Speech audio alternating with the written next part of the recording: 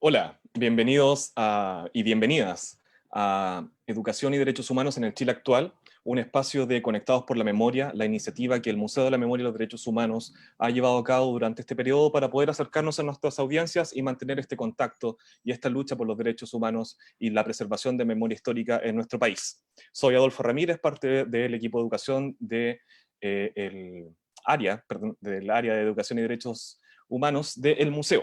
Y hoy estamos reunidos para poder conversar sobre salud y derechos humanos en el Chile actual. Para esto tenemos a dos grandes invitados que van a permitirnos acercar este contenido a nuestras audiencias. El primero de ellos es el doctor Enrique Morales, presidente de la Comisión de Derechos Humanos del Colegio Médico, y también nos acompañará el profesor Rodrigo Fuentes, académico de la Facultad de Medicina de la Universidad de Santiago de Chile. Muchas gracias por acompañarnos, bienvenido Enrique, y esperamos tener una conversación que hoy día nutra a nuestra audiencia sobre esta temática que en particular en la crisis sanitaria se vuelve tan importante. Muchas gracias, buenos días a todos y a todas. Un placer para mí estar en esta sesión. Doctor Morales, vamos a partir con usted. Queremos hablar un poco sobre la situación en la que se encuentra la salud en nuestro país. ¿Es hoy día la salud un derecho consagrado en nuestra Constitución?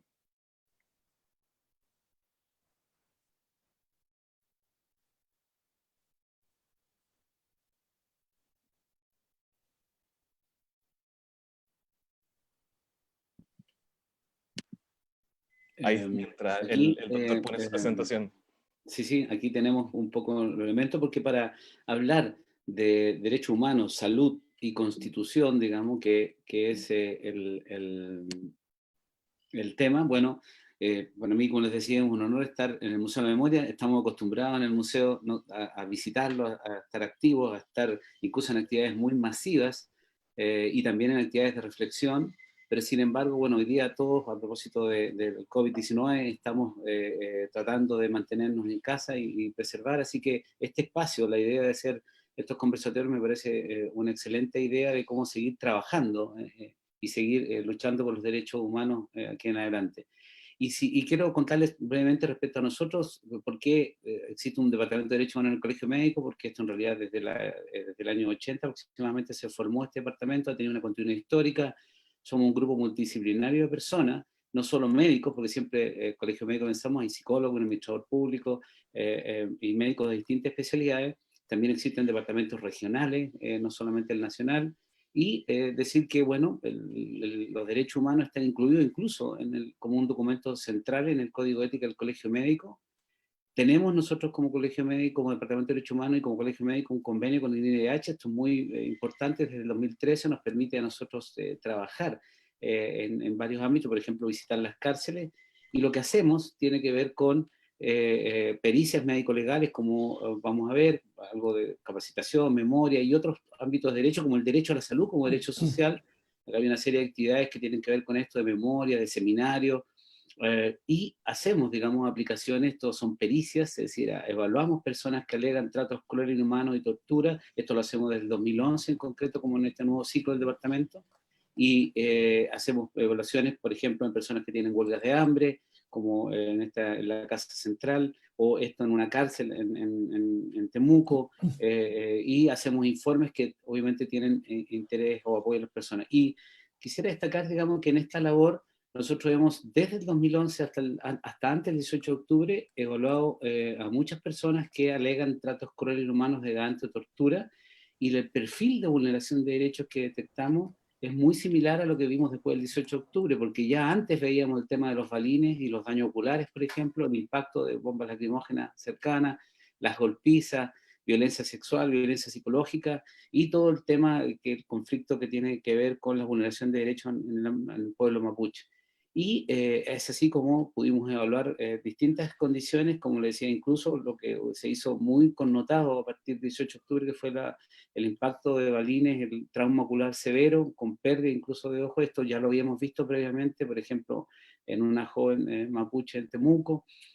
Y desde el 18 de octubre, básicamente hemos visto lo mismo. Esto es muy grave, pero en una cantidad real realmente impresionante que eleva esta situación a vulneraciones que son masivas y generalizadas en el país, con básicamente el mismo perfil. Y eso nos motivaba un poco a hacer denuncias en distintas instancias internacionales respecto a la materia. Entonces, los derechos humanos siempre los pensamos desde esta parte, pero en realidad hoy día, centrándonos en el tema de salud y nueva constitución, las constituciones, digamos, bueno, son de alguna manera hay hechos históricos, son centrales para los países, hay grandes alegorías respecto a cuando son formadas, eh, pero ¿qué son los artículos de una constitución? Partiendo como de lo básico, son en esencia las reglas de una casa, o sea, lo que nos impone ciertos derechos y ciertos deberes al interior de esta casa, que se llama un país, en este caso Chile, y que evidentemente centran, establecen cómo, hasta dónde nos podemos mover, tanto en nuestros deberes, tanto en nuestros derechos, pero es central plantearse cómo fue formulada una constitución, en qué contexto de país, quiénes y cómo la elaboraron. Y bueno, en ese sentido, la constitución que nos rige actualmente tiene graves insuficiencias porque fue formulada en un contexto de dictadura. El museo establece todas las vulneraciones que ahí fueron planteadas, fueron elaboradas sin la participación de manera, en condiciones, digamos, no democráticas, y por un número muy reducido de personas. Entonces, la pregunta es también sobre qué pilares o fundamentos se constituye una nueva constitución, ¿no? Entonces, el desafío que tenemos todos los chilenos hoy día de lograr una nueva constitución es fundamental, y los derechos humanos para nosotros, quienes trabajamos en esta materia, por supuesto que deben ser el pilar y el centro, el esqueleto de una nueva constitución. Y decir que, bueno, esto es una foto de aquella época, del año 48, en respecto a la declaración como formato. Este es un texto muy extenso que incluye muchas áreas, es un documento fundamental que en realidad viene a resumir la historia de la humanidad en términos del avance de los derechos. Y estos tienen varias características que son importantes, los derechos humanos, que es importante recalcar. Son universales, son integrales, son interdependientes, son no jerarquizables, indivisibles, inalienables e imprescriptibles.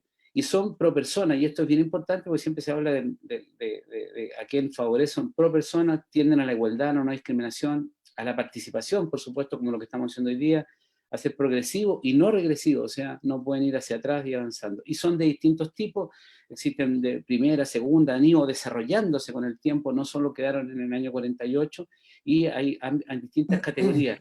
Y solo decir que los derechos pueden ser, por ejemplo, civiles, como derecho a la vida, derechos políticos, como elegir a ser elegido, derechos económicos, como el trabajo, derechos sociales, como la salud, por ejemplo, o derechos culturales. O sea, es una amplia gama. Y en relación a salud, es decir, que en esta declaración existe una cosa específica en relación a salud, pero que es bien interesante como está planteado. Dice, toda persona tiene derecho a un nivel de vida adecuado que le asegure, así como a su familia, la salud y el bienestar, y en especial la alimentación, el vestido, la vivienda, la asistencia médica y los servicios sociales necesarios. Tiene asimismo derecho a los seguros en caso de desempleo, enfermedad, invalidez, viudez, vejez y otros casos de pérdida de medio de subsistencia por circunstancias independientes. Entonces, está planteado en un contexto, y eso es muy importante porque normalmente pensamos en derecho a la salud como derecho a la atención o derecho a una hora médica, y el derecho a la salud en realidad tiene que ver con muchos factores, y tiene que ver con el agua, con el saneamiento, con los alimentos, con la nutrición, con la vivienda, con las condiciones sanas para el trabajo, el medio ambiente, la educación, la información, y por supuesto con la atención, pero no solo con la atención. Y es importante y trascendental que las personas nos centremos en ese concepto de plantear que la salud es algo que tiene una mirada mucho más amplia para ser efectiva en realidad. Y los derechos tienen que ver, por supuesto, con libertad en materia de salud. Por supuesto, las personas tienen derecho a decidir controlar a su salud y a decidir sobre su cuerpo y a las injerencias que se hacen respecto a esto. Y el derecho a la atención. En Chile, en esta constitución que tenemos actualmente, se consagra el derecho al acceso a la salud, pero no el derecho a la salud. Y eso es una de las cosas importantes que se debieran cambiar, porque se debería constituir como derecho la salud y no el acceso. Y esto es un gráfico que en el fondo, al final, cómo finalmente nosotros tenemos salud, bueno, con muchas cosas, con estilos de vida, con las redes sociales y comunitarias que tenemos, con el ambiente laboral, con la educación, con las condiciones de vida y trabajo, el desempleo. Son condiciones socioeconómicas, culturales y medioambientales que finalmente van a determinar mi salud y no solo el acceso a la atención, que por supuesto es fundamental, pero no central. Y hay muchas cosas que nos van a imponer que esto se promueva, por ejemplo, como estar a participar, a libertad, a la privacidad. Hay cosas que reducen mi riesgo de ser vulnerable en derechos humanos, como tener acceso a alimentación, a agua, a educación, y hay elementos que dañan mi salud evidentemente, como la tortura, la violencia contra las mujeres, la esclavitud, por ejemplo. Entonces, hay muchos elementos que están mucho más allá de lo que es el centro de la atención. Entonces, los estados están obligados a respetar, a proteger y a cumplir, por supuesto, los compromisos que han tenido en esta materia. Y esto que es así, bueno, ¿por qué ocurre vulneración de derechos humanos? Bueno, es central tener claro que la vulneración de derechos humanos cometen los agentes del Estado. Y yo quisiera, planteándose quiénes pueden vulnerar los derechos humanos, un tema central que más allá de lo que está escrito, porque en el fondo alguien en una sesión similar que tuvimos hace poco, alguien me decía, pero bueno, si la Constitución consagra una serie de derechos, ¿por qué se violan los derechos humanos? Porque hay una gran diferencia entre lo que está escrito en una Constitución y el ejercicio de los derechos. Y yo quisiera poner dos ejemplos para terminar. Uno es el ejemplo en Estados Unidos de Rosa Parks, que en los años 50 ella existía en ese aquel tiempo una separación en los buses de la locomoción colectiva en que las personas tenían que, de piel de color negro, permanecer, digamos, desde la mitad del bus hacia atrás, y si subía alguna persona blanca y no había suficiente asiento, debían cederle el asiento. Y ella hizo un pequeño acto, que fue no cedió su asiento. Y eso le costó incluso estar detenida, y está el momento en que incluso la fichan, sufrió una condena, una multa. Sin embargo, eso constituyó, ese acto constituyó el inicio de una serie de movilizaciones, digamos, sociales masivas, digamos, en concreto contra esta medida, pero también, por supuesto, por las libertades y los derechos de las poblaciones afroamericanas, y esto fue fundamental. Todo esto se conectó, por supuesto, con Martin Luther King y con las luchas que muchas personas hicieron, y es un ejemplo, digamos, tal. Y también en Chile tenemos, por así decirlo, nuestra Rosa Parks, Pedro Lemebel y Francisco Casas, digamos, a finales de los 80, ellos plantearon con acciones artísticas, con performance, como eran llamados, el tema de la diversidad sexual, el derecho de ciertas poblaciones, y este era un tema absolutamente oculto. Pero esto permitió iniciar un movimiento que finalmente, con la participación de muchos actores, entre ellos, por ejemplo, el Móvil, que fueron activando y han permitido que nuestro país avance mucho en ese derecho. Derechos que a todos, no solo a quienes pertenecen a las minorías sexuales, no se vienen a favorecer ampliamente. Y hoy día es un tema que se ha legislado, un tema que se ha ampliado, existen y se ha hecho como parte, digamos, de toda la sociedad. Entonces, los titulares de los derechos, que es central, ¿quiénes son? Bueno, son las personas. Pero si la persona no siente que es titular de un derecho, si la persona no siente que es propio su derecho, son letra muerta. Entonces, por lo tanto, este es el desafío. Por supuesto, hay que hacer una constitución que contenga estos derechos, pero también hay que hacer que las personas sientan ese derecho. Y nosotros vemos constantemente cómo hay gente que reclama por tratos crueles y humanos delante de tortura, pero también sabemos de muchos hechos que ocurren en las cárceles, por ejemplo, en que las personas no sienten, digamos, que ser titulares de derecho y no reclaman, y son víctimas de horribles situaciones de maltrato. Sin embargo, ellos y sus propias familias inclusive no levantan la voz, no sintiéndose. Por eso es tan fundamental que las personas no solo tengamos los derechos escritos, que por supuesto es importante, sino que las personas sientan que son titulares de estos derechos y sean capaces de levantar la voz ante eso, y existan organizaciones capaces de apoyarlo para que se enfrenten a este gran Estado. Eso es la presentación, como para que podamos abrir la conversación y el debate. Muchas gracias, Enrique. Quisiera detenerme en un punto y con esto solicitar la opinión de Rodrigo Fuentes, quien también se encuentra junto a nosotros. El doctor Enrique planteaba que existe un derecho al acceso a la salud en este momento, más no un derecho universal a la salud en nuestra Constitución. Rodrigo, ¿cómo ves esto? ¿Qué es lo que deberíamos cambiar para que esta nueva Constitución que esperamos que tengamos en el futuro próximo nos garantice realmente un derecho humano a la salud para todos y todas? Bienvenido, Rodrigo, a la conversación. Gracias, Adolfo. Gracias, Enrique, también. Yo, para empezar, y tiene que ver con lo que tú preguntas, digamos, quiero citar a Kofi Annan, ex secretario general de las Naciones Unidas, fallecido. Él dice: es mi aspiración que la salud no sea vista finalmente como una bendición a desear, sino como un derecho humano por el que luchar. Ya, aquí hay toda una lectura.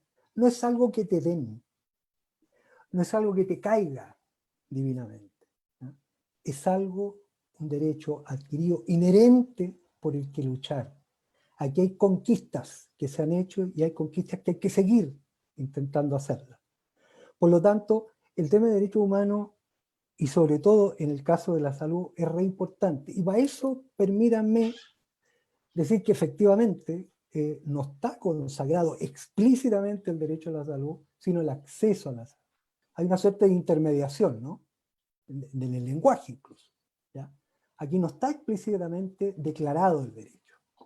Todos los organismos internacionales, tal como lo manifiesta Enrique, por la experiencia que además tiene el Colegio Médico en estas materias, y por el ejercicio que los médicos hacen de esto y el personal de salud, efectivamente hay un tema que está planteado en nuestras constituciones, hay un tema que está planteado en nuestras legislaciones y que nosotros todavía no lo recogemos porque efectivamente, como lo dice Enrique, tenemos una constitución que fue engendrada y que fue impuesta en dictadura y por lo tanto no tuvo contrapesos políticos ni culturales respecto de ella.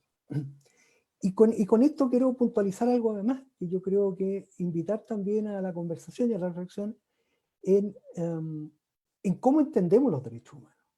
Sin lugar a dudas, el tema de derechos humanos tiene un fuerte componente, y probablemente por el sustantivo derecho, ¿no?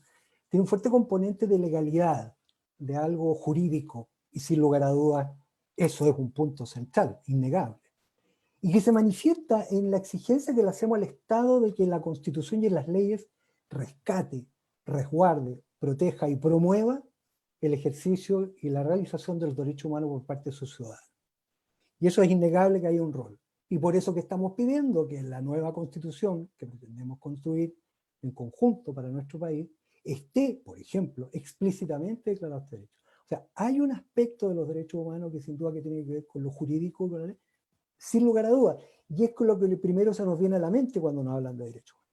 Pero yo quiero también compartir, y esto yo sé que muchos lo sabemos, pero quiero colocarlo nuevamente en la conversación, que los derechos humanos no tan solo tienen que ver con lo legal, no tan solo tienen que ver con el cumplimiento de un mandato legal y formal o institucionalizado, está bien.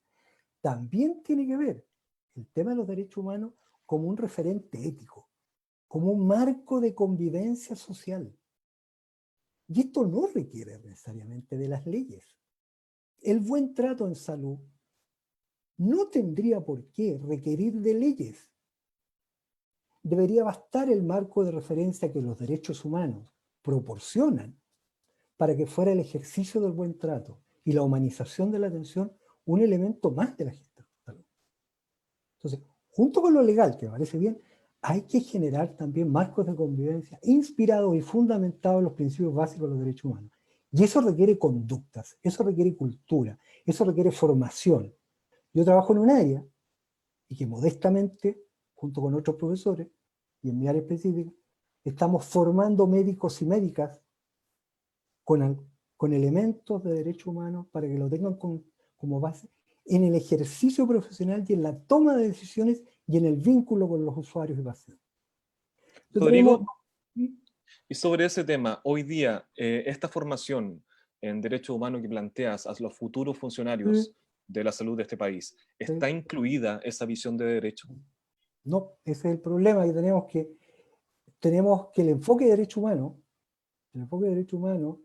que lo promueve la OMS y la Organización Panamericana de la Salud, que es una sugerencia, un mandato, entre comillas, para los Estados miembros, todavía no está incorporado. Hemos avanzado harto en la conceptualización de medidas desde Alma Ata, desde la atención primaria para adelante, llegando hasta uno de los hitos más importantes, que es la salud en todas las políticas, ¿ya? Y con el enfoque de derechos humanos, pero no hemos logrado implementarlo. Hay temas culturales, hay temas de resabio, hay temas Hay todavía una parte importante, y eso lo saben ustedes como ciudadanos, una parte importante que ve el tema de los derechos humanos ligado a la dictadura.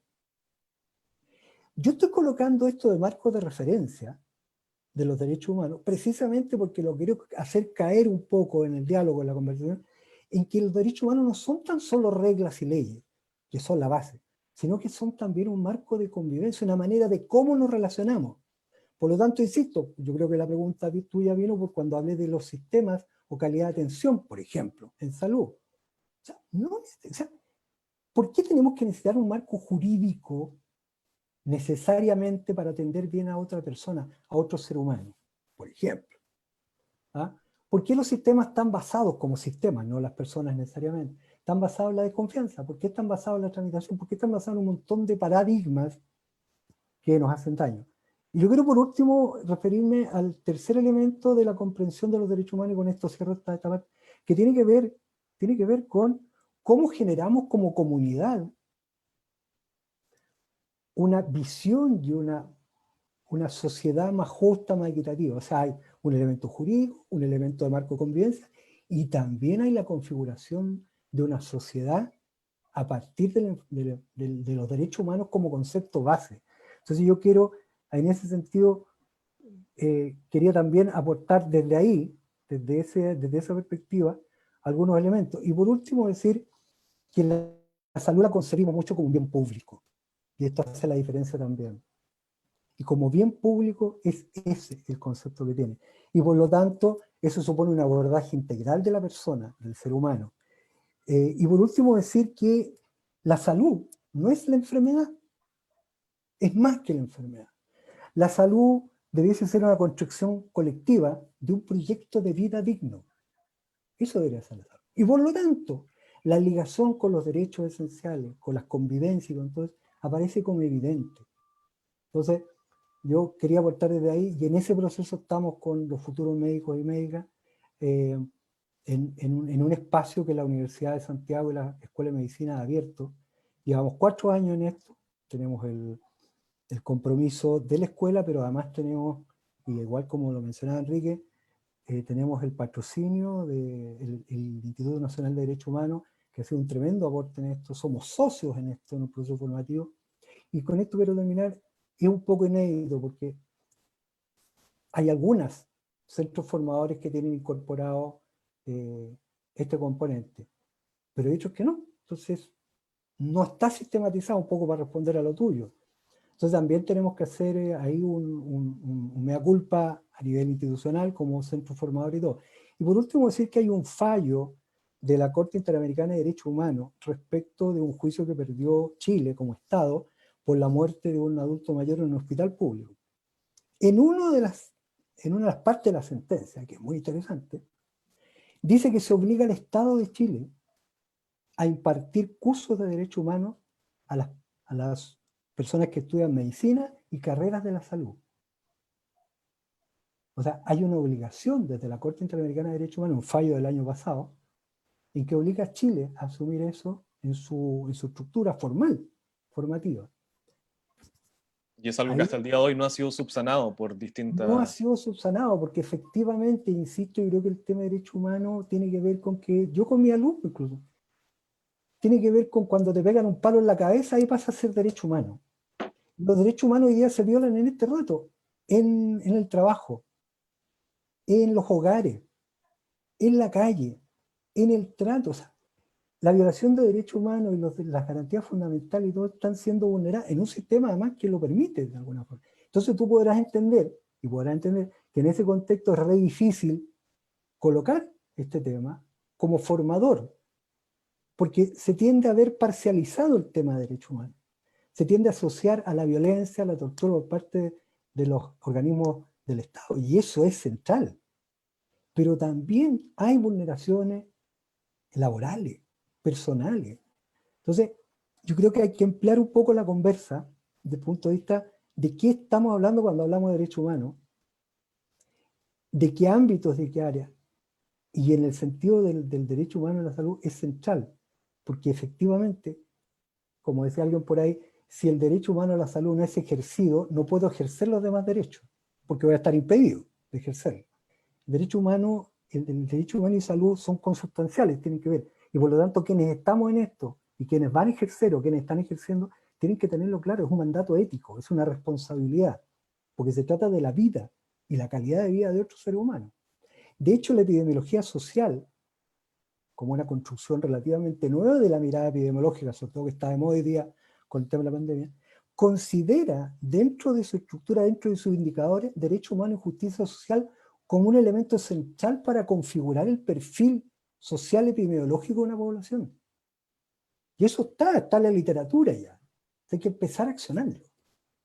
Y en términos de la contingencia que estamos viviendo hoy en día, la pandemia del COVID-19, esta falta de integralidad que tiene el derecho a la salud en nuestra actual constitución, ¿cómo se ve reflejado en esta crisis sanitaria que estamos viviendo? Me gustaría si el doctor Morales puede profundizar un poco en eso. ¿Cómo la gente común y corriente, sin mayor conocimiento como uno con respecto al derecho a la salud, ve afectada su realidad por esta falta de integralidad, como lo decía en nuestra Constitución, en términos de hablar de salud? Bueno, de alguna manera las epidemias o esta pandemia, no solo en Chile, en el mundo, devela cómo son los sistemas de cada país, ¿no? Y devela, por ejemplo, las inequidades que tienen los países.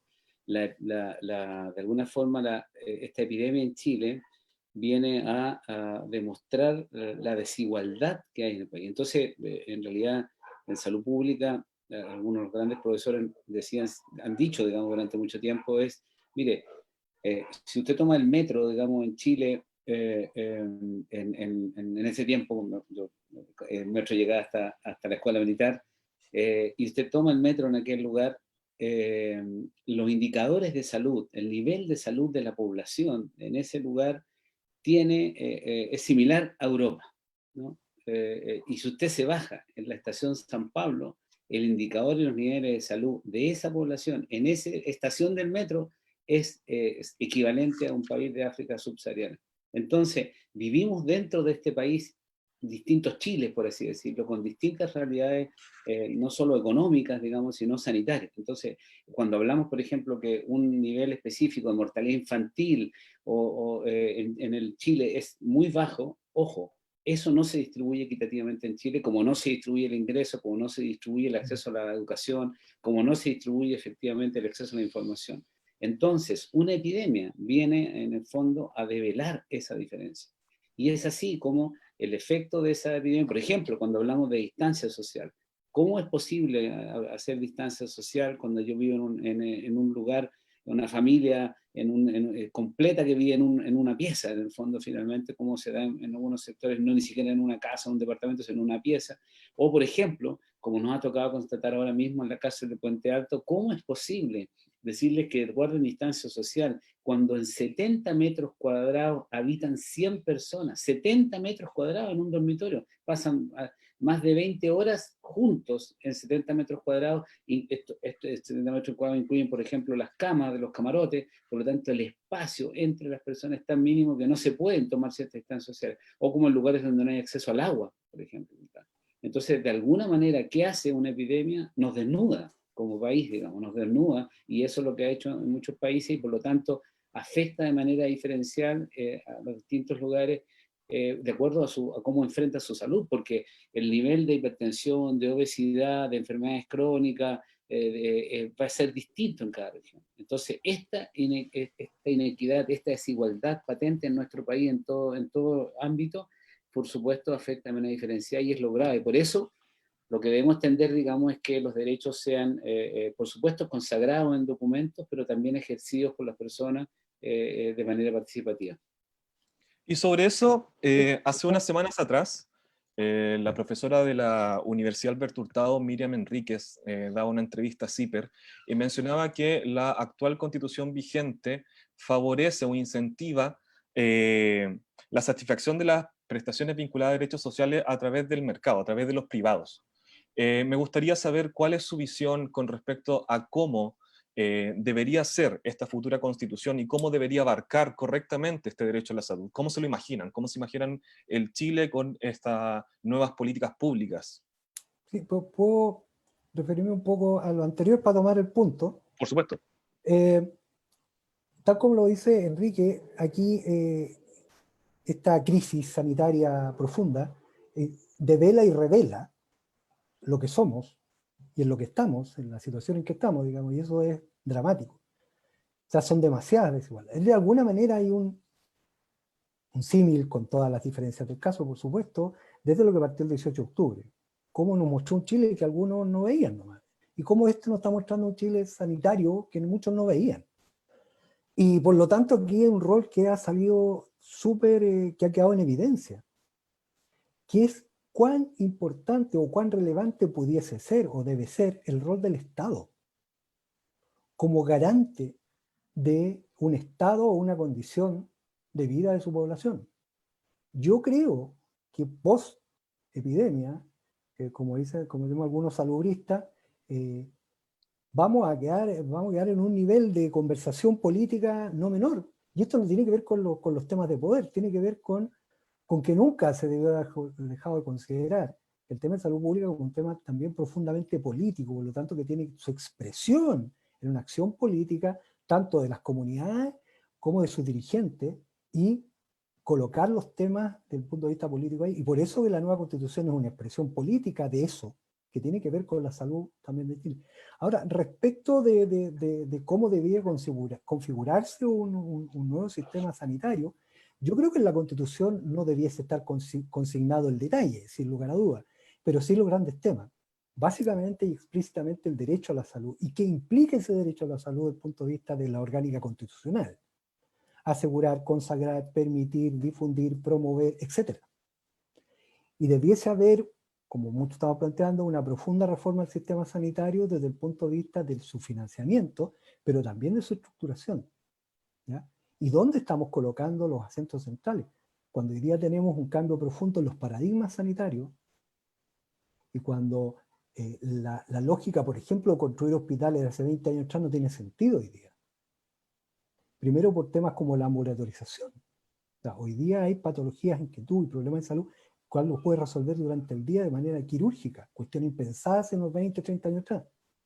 Cuando tienes dispositivos domiciliarios o comunitarios que absorben a uno, cuando tienes pacientes crónicos, en la cual el tema de la enfermedad y ellos son portables, o sea, duermen con su enfermedad, caminan con su enfermedad, van a trabajar con su enfermedad, cuando por lo tanto los controles sobre esa enfermedad son autocontrolados, tenemos una dinámica social respecto de los problemas de salud distinta. El hospital se desconfigura organizacionalmente como tal. Bueno, esos elementos, la ambulatorización, la participación social en salud, la participación de las comunidades, las nuevas tecnologías, los sistemas de información y comunicación, ¿cómo van a configurar un sistema de salud solidario, humano, acogedor, eficiente, de calidad, para un Chile nuevo, para un Chile que ya empezó a cambiar antes de la epidemia? Bueno, una tarea fuerte. Yo afortunadamente, yo creo que muchos de ustedes hemos estado antes de la epidemia estuvimos trabajando en el verano con líderes sociales en este tema, en estos temas, trabajando entre todos, preparándonos para lo que viene, digamos. Y aquí hay un tema súper importante. Y yo con esto quiero dejar muy claro, demuestra aún más la importancia que tiene la salud pública en la configuración de una sociedad más justa, de una sociedad más humana. El rol relevante que tiene la salud, no como la enfermedad, no como la patología tan solo, sino como una cuestión que tiene que ver con el desarrollo de las personas y sus comunidades. Entonces yo creo que en el tejido constitucional, súper claro lo que vamos a hacer, muy explícito, no esta cosa que el acceso, no, derecho a la salud, y algunas cuestiones básicas. Y después trabajar fuertemente lo que debe ser un sistema sanitario, que es lo que viene. Seguimos pensando de alguna forma en un sistema biomedicalizado, muy racionalista, cartesiano, por así decirlo, y poco social. O sea, los determinantes sociales debiesen ser, por ejemplo, un elemento súper central para la estructuración de una epidemiología social, como decía yo, o una bioética comunitaria, etcétera, términos que se están desarrollando hace un tiempo atrás, y que son, yo creo que, la muestra que algo, y con la tremenda experiencia que estamos ganando hoy día. O sea, y conmoviéndonos con esta realidad también, porque ojo, mucha cifra, mucha prevalencia, mucha letalidad, mucha curva, para arriba, para abajo. Pero parece que a los gobernantes se les olvida que lo técnico es para un grupo, está bien. ¿Dónde quedan los sueños? ¿Dónde queda la incertidumbre? ¿Dónde quedan los miedos? ¿Dónde queda la falta de información? Yo creo que la mezcla virtuosa de una mirada más de evidencia científica junto con una mirada político-social, yo creo que debiese ser algo que debiésemos empezar a mirar y rescatar, no tan solo en el discurso, sino en la práctica. Porque mucho discurso con esto, hay texto y texto, pero aquí estamos.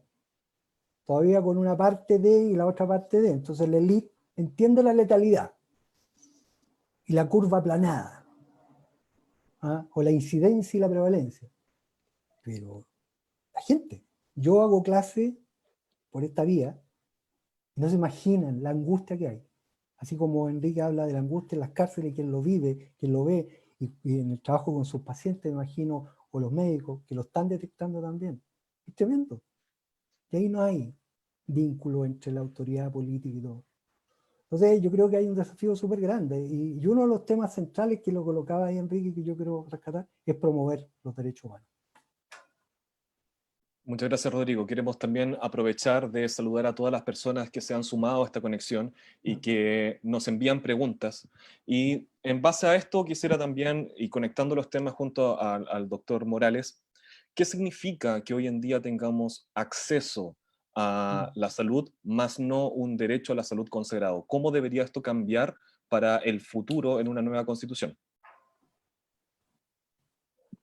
Claro, cuando planteamos, digamos, acceso y no derecho, es que obviamente se centra el tema en que yo voy a tener acceso a atenderme como lugar. De partida ya hay una concepción que tiene que ver con una forma curativa, tal vez como una forma de acceso a los profesionales de la salud. Sin embargo, cuando nos planteamos desde el derecho, o nos obligamos, digamos, a pensar desde ya la salud como una promoción, ¿no? Como cómo mantenemos las condiciones de las personas para los enfermos. Y eso tiene que ver no solo con los mecanismos de atención, que por supuesto tienen que existir, sino con la salud en su amplitud. Cuando decimos, por ejemplo, que una comunidad que no tiene acceso al agua, como por ejemplo está ocurriendo en Petorca, que durante años están siendo alimentados con camiones de aljibes y no tienen agua potable, por ejemplo, esa comunidad no puede ser declarada como saludable, digamos, si no somos capaces de resolver eso. Cuando hay comunidades que no tienen caminos de buena calidad o no hay vivienda de buena calidad, en el fondo, entonces la salud es planteada como un derecho que es promovido no solo por el Ministerio de Salud, digo, cada uno de las políticas públicas tiene su acápite en términos de salud y es capaz, cómo somos capaces de promover, porque por ejemplo,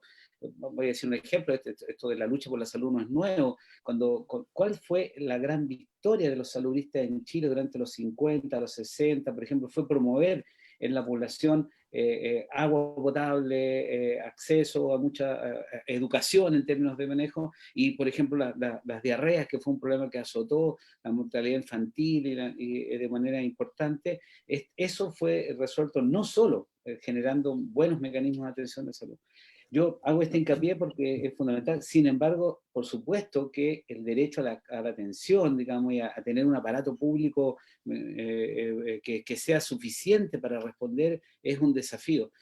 Hay que saber que en Chile siempre se habla de la parte privada, pero en Chile el 80%, más del 80% de la población se atiende en el sector público en salud. O sea, la discusión aquí no es miti-miti, perdón, el 80%, la gran mayoría de la población tiene acceso, tiene su atención en el servicio público de salud.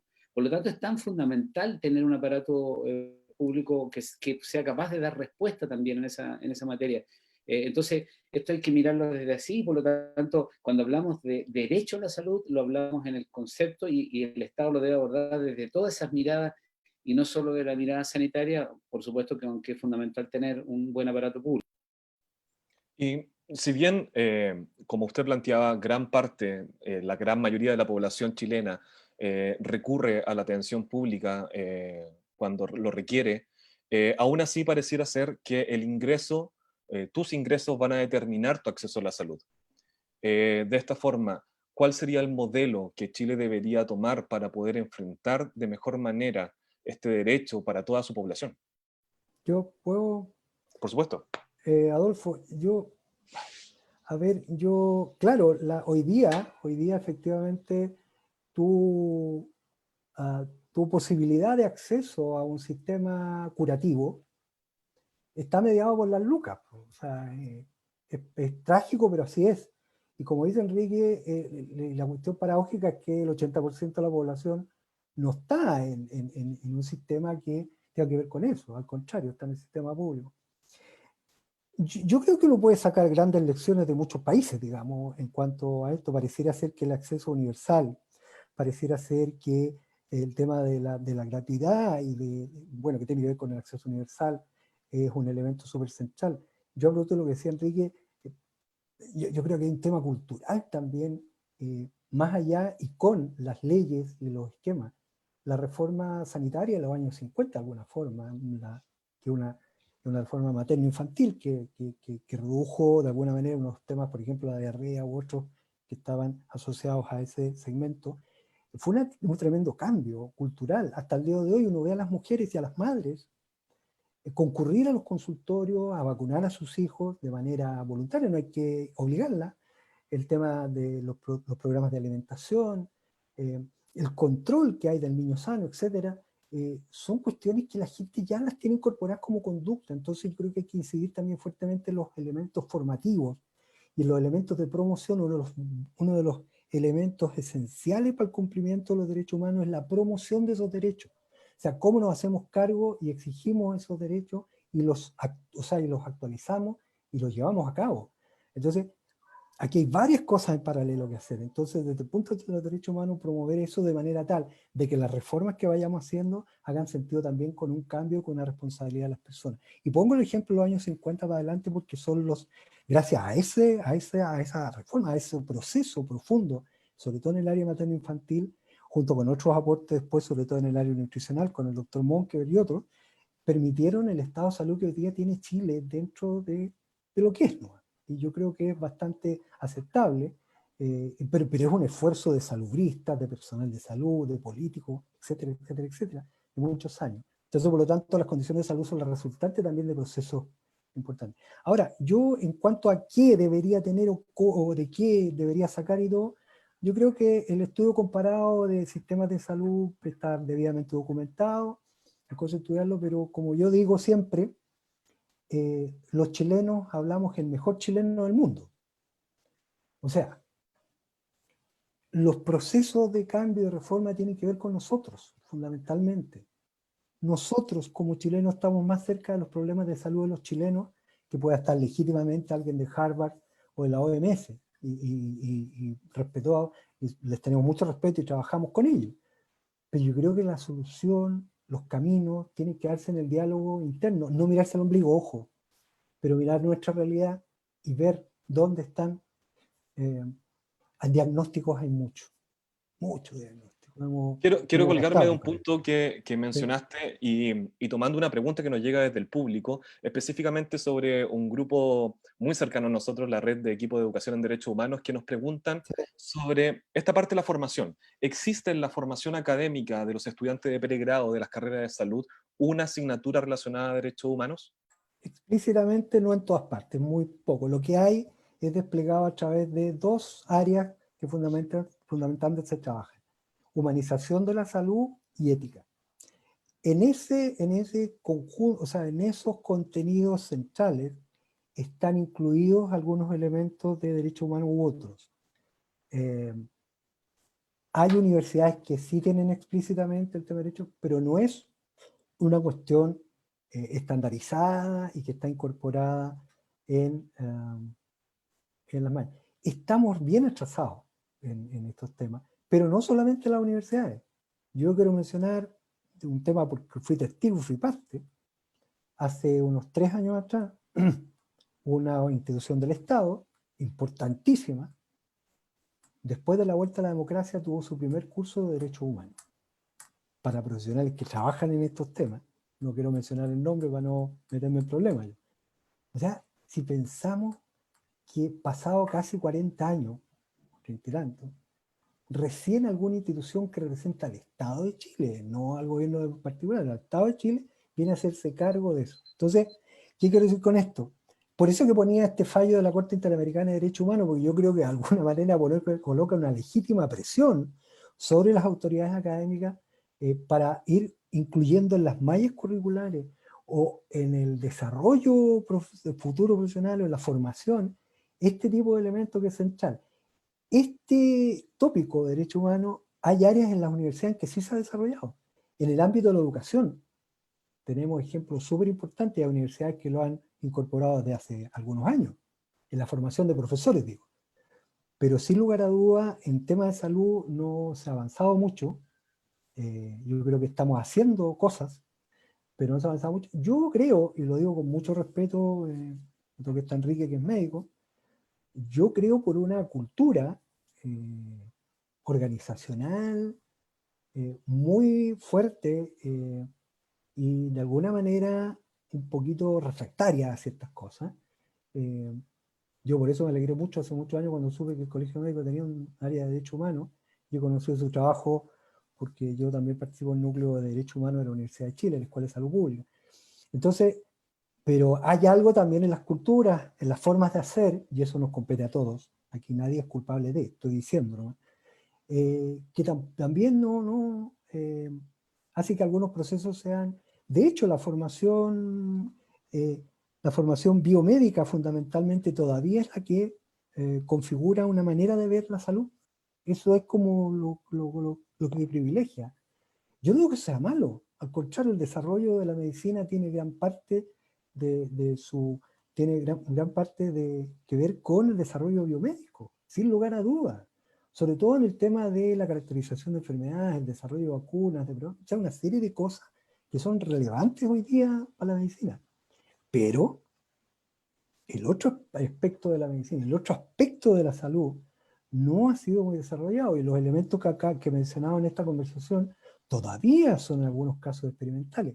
Para que hablar, por ejemplo, cuando uno coloca el tema de, está la medicina basada en la evidencia, cuando uno coloca la medicina basada en consensos, se produce un revuelo, y como decía el decano en mi facultad, la palabra perro no muerde, ¿no? O sea, no hay que tenerle miedo al lenguaje, digamos, en ese sentido. Entonces yo creo que ahí nos falta, y eso es bueno, porque eso implica caminos que recorrer y futuros que conquistar al propósito de esto. O sea, qué bueno de alguna manera en ese sentido, porque es un incentivo.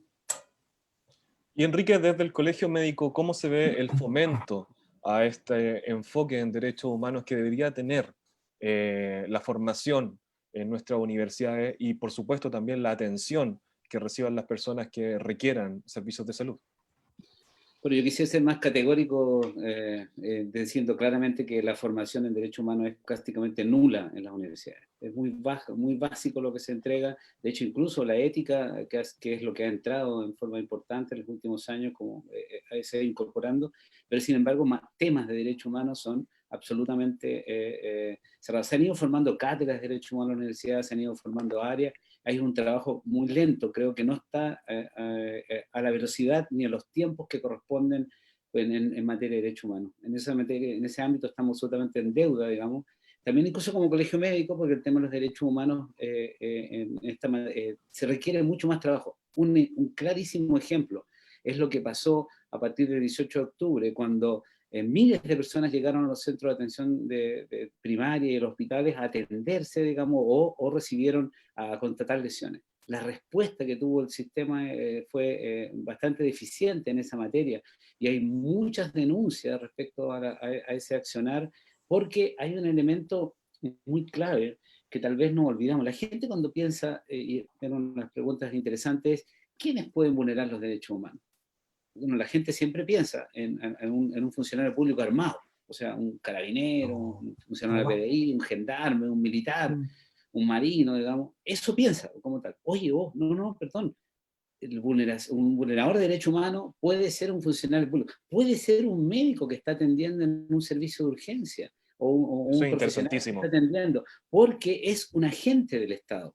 Y los agentes del Estado son los que pueden vulnerar, no solo los agentes del Estado uniformados o armados, también lo pueden hacer los... Y cuando yo, por ejemplo, me llega una persona lesionada que tiene evidencias claras de haber sufrido tratos con inhumanos, de tortura, y yo no constato adecuadamente eso, estoy siendo cómplice de una violación de derechos. También cuando con mi accionar no estoy dando cumplimiento a ciertos ámbitos de la atención de derechos. Entonces, es por eso, respecto a la academia y lo que formación de derechos humanos, hay una deficiencia muy seria. Se requiere que la práctica esté incorporada como tal, porque como funcionarios públicos, no solo los funcionarios públicos de salud, somos agentes que podemos cometer violación de derechos humanos y tenemos que conocer eso y tenemos que no solo denunciar cuando esto ocurre, sino por supuesto promover, que es una etapa muy superior, porque es una obligación como funcionario público hacerlo. Eso.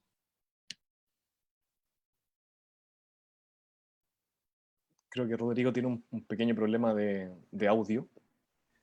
¿Me escuchas? Ahora sí.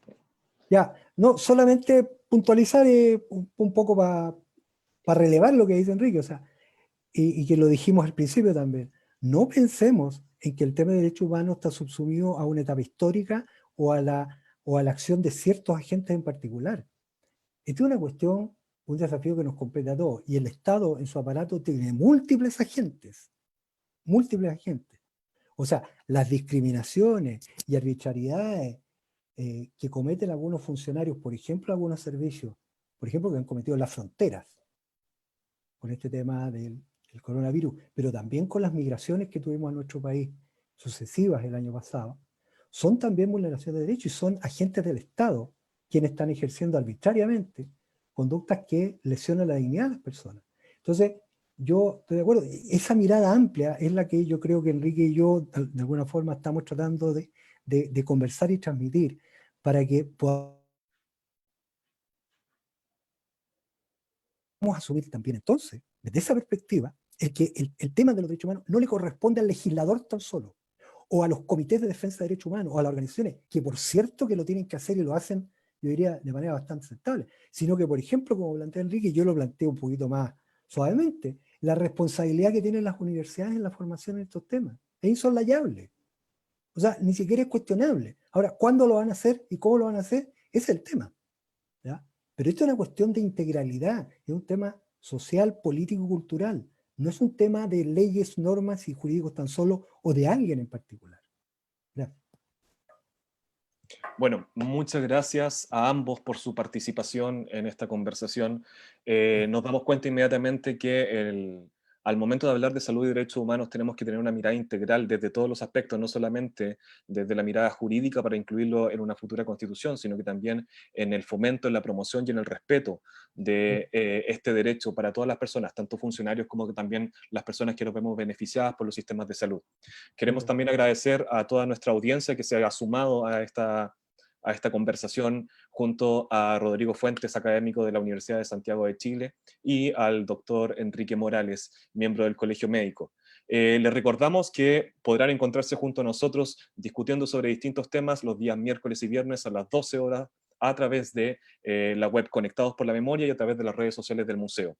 Y también podrán revisar este capítulo y los anteriores en el repositorio que se encontrará en el espacio de Conectados por la Memoria en la página web del museo www.museolamemoria.cl. Agradecemos a nuestros invitados, agradecemos a la audiencia y esperamos que nos encontremos en una próxima sesión. Muchas gracias y nos vemos en una próxima edición. Muchas gracias, Adolfo. Muchas gracias por la invitación. Muchas gracias, se pasaron. Muy bien. Chao.